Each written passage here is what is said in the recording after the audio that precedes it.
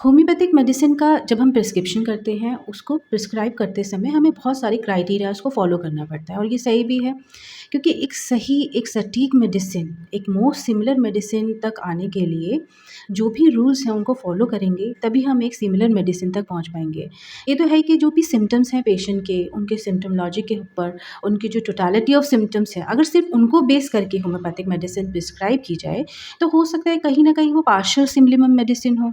अगर partial similar medicine होगी तो वो आप जो बीमारी है पेशेंट की वो उसके कुछ ही एरिया को कवर करेगी, पार्शियल रिलीफ देगी। आफ्टर सम टाइम डिसीज़ जो है वो दोबारा से आ जाएगी और जैसे कि होम्योपैथी फेमस है कि होम्योपैथी रूट कॉज पे काम करती है और जड़ से बीमारी को ठीक करती है, शायद वो पॉसिबल ना हो पाए। अब इसके पीछे जो है हमने कहा ठीक है सिम्पटम्स हमने ले लिए, हमने सारा केस टेकिंग कर लिया पूरा प्रॉपर और जो भी है हमने रिपर्टरी से हमने देख लिया, सारी की सारी मटीरियल की नॉलेज लगा दी। उसके साथ-साथ observation of the patient, patient के अंदर फिज़िशियन ने क्या ऑब्ज़र्व किया through out the case taking that is very important part of prescription.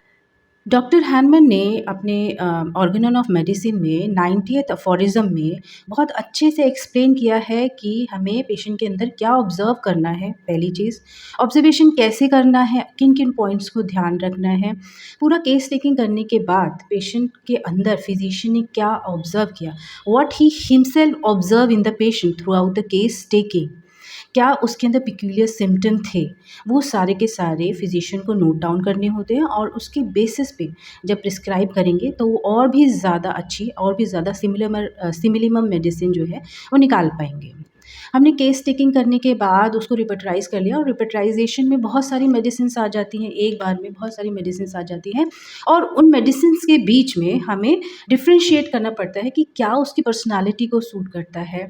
कि ऑब्जर्वेशन इज़ वेरी इंपॉर्टेंट। हर एक केस टेकिंग के साथ-साथ हमें ऑब्ज़र्व भी करना है पेशेंट के अंदर। उसकी पर्सनैलिटी को जज करना है, उसके बिहेवियर को जज करना है, सारे की पॉइंट्स जो है वो हमें जज करने हैं। बट ऑब्ज़र्वेशन करना कैसे है that is main important. 90th अफोरिज़म जो है 90 अफोरिज़म उसके फुटनोट में डॉक्टर हैनमन ने ये भी बताया हुआ है कि पेशेंट के अंदर क्या-क्या चीज़ें आपको ऑब्ज़र्व करनी है। जब आपके पास पेशेंट आते हैं उनका बिहेवियर कैसा है? बिहेवियर को ऑब्ज़र्व करना बहुत ही ज़्यादा इम्पॉर्टेंट होता है। क्या जब पेशेंट आया वो बहुत ज़्यादा दुखी था, उदासीन, सैड, बहुत ज़्यादा मोरोज़ था? एक एक इसी तरह का केस मेरे पास आया था उसकी पेशेंट के जो फैमिली मेंबर थे उन्होंने कहा जब से इनका जो बिज़नेस इन्होंने स्टार्ट किया और इनिशियली इनको लग रहा है कि इनका बिज़नेस जल्दी से ग्रो क्यों नहीं कर रहा। पेशेंट कहता है कि मेरे को लगता है कि मेरा जो बिज़नेस है वो ठीक है थोड़ा बहुत प्रॉफ़िट होता है बट बहुत रिग-रिग करके आगे बढ़ रहा है। ऑन द बेसिस ऑफ इस ऑब्ज़र्वेशन पे I search the rubric and find it in the repertory.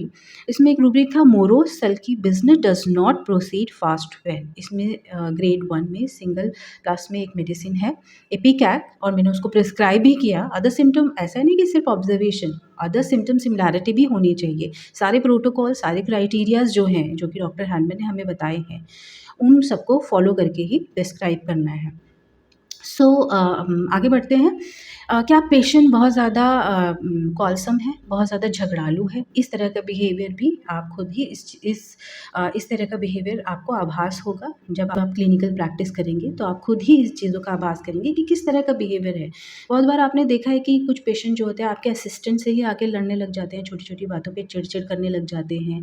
जो आपके क्लिनिक में पेशेंट बैठे हैं, उन्हीं के साथ या फिर आपको ही कुछ ना कुछ ऐसा बोलेंगे जिससे आपको पता चलेगा कि थोड़ा उसका जो बिहेवियर है वो लड़ाकू टाइप का है या फिर जो उसके आस-पास के जो उसके मित्र होंगे उनसे भी आप ये जो उसकी पर्सनैलिटी है इसके बारे में पता कर सकते हैं। कुछ एग्ज़ाम्पल देके डायरेक्ट क्वेश्चन नहीं पूछने हैं, केस टेकिंग में ये भी बताया हुआ है कि डायरेक्ट क्वेश्चन पेशेंट से नहीं पूछने हैं। कैसे पूछने हैं ये आप अपने एक्सपीरियंस से जानेंगे। पेशेंट के बिहेवियर का एक बहुत ही इम्पॉर्टेंट पॉइंट होता है वीपिंग डिस्पोज़िशन, लैक्रिमस मूड। जब आप केस टेकिंग करते हैं, पेशेंट के इमोशंस के बारे में जानते हैं, उसके स्ट्रेस के बारे में जानने की कोशिश करते हैं। बहुत बार पेशेंट जो है वो रोने लग जाते हैं, आँखों से पानी आने लग जाता है। ये भी वीपिंग डिस्पोज़िशन ये भी हमारे लिए इम्पॉर्टेंट होता है। रिपर्टरी में देखेंगे तो बहुत सारी मेडिसिन्स इसके अंदर कैटेगराइज़ करी गई हैं। लाइकोपोडियम, नाट्रिम्यूर, स्टैफ, इग्निशिया ये सारी मेडिसिन हैं और भी बहुत सारी मेडिसिन मेडिसिन्स मिलेंगी आपको, ये सारी मेडिसिन वीपिंग डिस्पोज़िशन की होती है, बट ये सारी मेडिसिन एक दूसरे से अलग हैं। सारी मेडिसिन्स के इमोशंस, उनकी पर्सनैलिटी जो है अपने आप में अलग है। किस तरह का वीपिंग डिस्पोज़िशन है? क्या उसको कंपनी डिज़ायर है? तो उसको वीपिंग डिस्पोज़िशन है, या कंपनी एवर्जन है, उसके साथ उसको वीपिंग डिस्पोज़िशन है, या किसी चीज़ का फ़ियर है, या फिर किसी चीज़ का डिल्यूज़न है, या फिर इंसल्ट, बहुत जल्दी इंसल्ट हो जाती है, इस वज़ह से उसको रोना आ जाता है, या फिर वीपिंग डिस्पोज़िशन तो एक बिहेवियर है, बट पर्सनैलिटी सबकी अलग-अलग है। किस तरह से उसको डिफ़रेंशिएट करना है, ये डिपेंड करता है आपकी नॉलेज के ऊपर, ये डिपेंड करता है कि आपकी ऑब्ज़र्वेशन कैसी है। किस किस तरह की पेशेंट की पर्सनैलिटी है और किस तरह की मेडिसिन उसको प्रिस्क्राइब करनी है, that is depend upon the physician only. अच्छा, आगे बढ़ते हैं, इसके साथ बढ़ते हैं, क्या पेशेंट बहुत ज़्यादा एंशियस है, बहुत ज़्यादा चिंतित है अपनी बीमारी को लेके, डिस्पेयर ऑफ रिकवरी है। बहुत बार पेशेंट आपने देखे होंगे, उनको डिस्पेयर ऑफ रिकवरी होता है, बहुत ज़्यादा सैड होते हैं, बहुत ज़्यादा दुखी होते हैं। आपने मेडिसिन दी, थोड़ा बहुत आराम आना स्टार्ट हो गया, उसके बाद भी आपसे बार बार पूछेंगे, रिपीटेडली पूछेंगे, डॉक्टर साहब ये ठीक तो हो जाएगा? कहीं ये कैंसर छोटा सा फोड़ा होगा या छोटा सा पाइल्स की बीमारी होगी, उनको लगेगा कि कहीं ये और ज़्यादा बढ़ तो नहीं जाएगा, क्या कहीं ये कैंसर तो नहीं हो जाएगा? तो इस तरह की जो है बार-बार आपसे इंक्वायर करना and despair of recovery, even बीमारी बहुत छोटी भी हो, बट बहुत ज़्यादा एंशियस लेवल है उनका, तो ये आपने देखा होगा, बहुत सारे पेशेंट जो होते हैं बहुत ज़्यादा होपफुल होते हैं, बहुत ज़्यादा काम होते हैं, बीमारी है, पेन है उनको, उसके बाद भी डॉक्टर साहब मुझे आप पे ट्रस्ट है, आप ये मेरे को लगता है कि ठीक हो जाऊँगा मैं ना, और बहुत ज़्यादा उनके अंदर होपफुलनेस होती है। ये भी पेशेंट का एक पॉज़िटिव बिहेवियर होता है, ये भी हमें जज करना होता है, ये भी ऑब्ज़र्वेशन का एक इम्पॉर्टेंट पॉइंट होता है।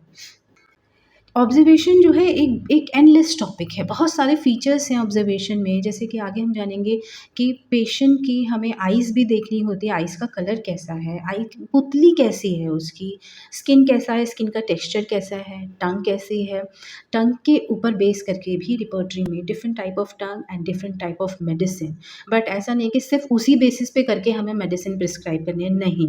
आपने जो केस टेकिंग के बाद जो भी आपकी मेडिसिन आई है, उस मेडिसिन को और भी ज़्यादा स्ट्रॉन्ग करने के लिए ये सारी ऑब्जर्वेशन होते हैं जो हम ऐड ऑन करते हैं। के गेस्चर्स आपने पेशेंट के अंदर नोट किए, that is also important point for your prescription. और पेशेंट का स्लीपिंग पोजीशन जो है वो कैसी है, क्या वो पेट के बल सोता है, या फिर हाथ को ऊपर रख के सोता है, हाथ को माथे के ऊपर रख के सोता है, या फिर कमर के बल, या फिर साइड पोजीशन में। ये भी कुछ इंपॉर्टेंट पॉइंट्स होते हैं जो कि हमें लेने होते हैं। ये सारी ऑब्जर्वेशन जो होती है वो पेशेंट को इंडिविजुअलाइज़ करने के लिए होती है। हर एक पेशेंट जो है वो अलग है, इसीलिए हर एक होम्योपैथिक मेडिसिन भी आपस में अलग होती है। हमें इंडिविजुअलाइज़ करके पेशेंट को मेडिसिन देनी है, और हमें अनप्रेजुडाइज्ड ऑब्जर्वर बनना है। जब आप क्लिनिकल प्रैक्टिस में आगे बढ़ेंगे, तो ये सारी चीज़ें आपके सामने भी आएँगी, बट इम्पॉर्टेंट है कि आपको पता होना चाहिए कि ये चीज़ें कहाँ पर दी हुई हैं, हमारी ऑर्गेनोन में कहाँ पर दी हुई हैं। जब आपको पता होगा इनके बारे में, तभी आप पेशेंट के अंदर ऑब्ज़र्व कर पाओगे। ये थोड़ा-सा डिटेल मैंने आपको बताया है, और भी डिटेल में जानने के लिए, क्योंकि ये हमारी प्रिस्क्रिप्शन को रिफ़ाइन करेगा, हमारी प्रिस्क्रिप्शन को और ज़्यादा सटीक बनाएगा। जब आप देखेंगे, आप एक मैजिक होता है, आप एक बार सिंगल डोज़ एक पेशेंट को आप प्रिस्क्राइब करते हैं किसी बीमारी के लिए, चाहे वो सिंपल डायरिया ही क्यों ना हो, या सिंपल स्किन में फंगल इन्फेक्शन ही क्यों ना हो, आप सिंगल डोज प्रिस्क्राइब करते हैं, विदिन 1 और 2 वीक पेशेंट कहता है कि मुझे बहुत आराम है, मुझे मोर देन 50% आराम है। तो वो खुशी जो है वो आपको तभी मिलेगी जब आप अपनी प्रिस्क्रिप्शन जो है उसको और भी ज़्यादा सटीक करेंगे। सो इसके बारे में और भी नॉलेज के लिए एक डॉक्टर योगेश जो है वो आपको इसके बारे में, ऑब्जर्वेशन के बारे में और भी डिटेल में, अलॉन्ग विथ क्लिनिकल एग्जाम्पल जो होते हैं वो बहुत इंपॉर्टेंट होते हैं। सो क्लिनिकल एग्जाम्पल के साथ आपको समझाएंगे, और मिलते हैं दोबारा से। Thank you so much. नमस्कार।